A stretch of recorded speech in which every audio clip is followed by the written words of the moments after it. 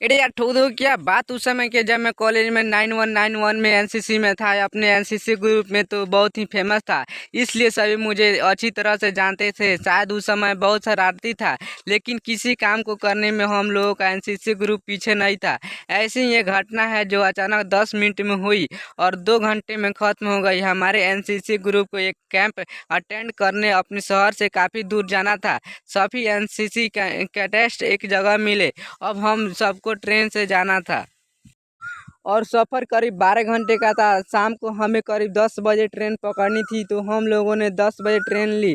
सभी कैडेट्स का एक ही कोच में रिजर्वेशन था। सभी कैडेट्स ने अपनी अपनी सीट ली और बातें करते रहे। करीब 12 बजे तक सो गए। मुझे नींद आ रही थी, लेकिन मैं लेटा हुआ था।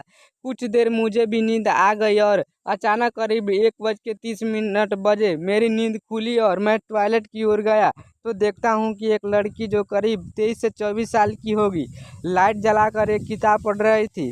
देखने में वो लड़की सुंदर थी। वो अकेली सफ़र कर रही थी। जिस जगह पर उसकी सीट थी उसके आसपास सभी सीट्स खाली थी।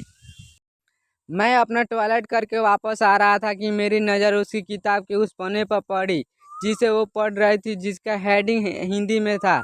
उसके बाद प्यास मैंने उसे देखा और बड़ी विनम्रता से पूछा, क्या तुम्हें नींद नहीं आ रही है? उसने अपनी किताब को बंद किया और बोली, नहीं।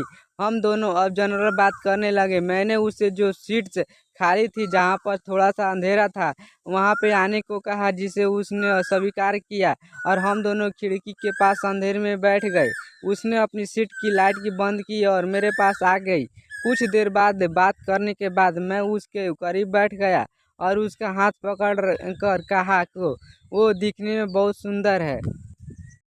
वह शर्मा गई और कहा कि तुम भी किसी से कम नहीं हो। मुझे अच्छा लगा और मैंने उसके कंधे पर हाथ रख दिया और उसने इनकार नहीं किया। रात के करीब 2 बज चुके थे और हम दोनों अंधेरे में अकेले उस कंपार्टमेंट में एक दूसरे को पकड़े बैठे थे। मैंने अपने होठों से उसके गाल पर किस किया। शायद उसने ऐसा सोचा भी नहीं था।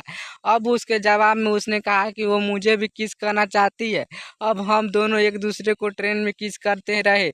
मुझे डर था कि कोई कैडेट ना आ जाए, तो मैंने उसे ऊपर वाली बर्थ में चलने को कहा तो वो राजी हो गई। अब हम दोनों सुरक्षित थे, कोई हमें नहीं देख सकता था।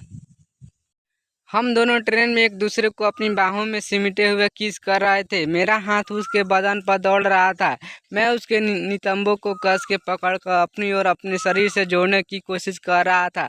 हम दोनों को बहुत मज़ा आ रहा था। हम दोनों इतने हॉट हो चुके थे कि शायद रुक पाना मुश्किल था। मैंने उसके जीन्स का बटन खोला और अंदर हाथ डालना चाहा तो उसने मना कर दिया और मैं सिर्फ उसका स्थानापन्न ही करता रहा।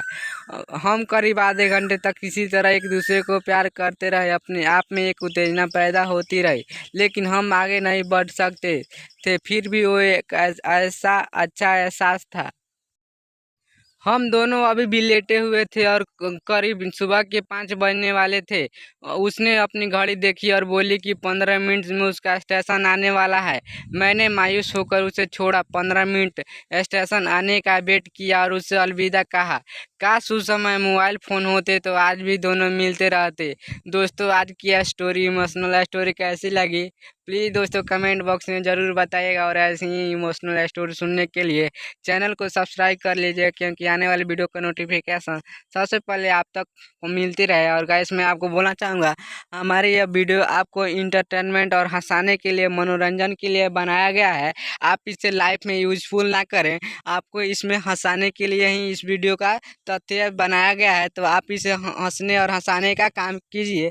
मिलते हैं नेक्स्ट वीडियो में, तब तक के लिए अपना ख्याल रखिएगा दोस्तों। जय हिंद, जय भारत दोस्तों।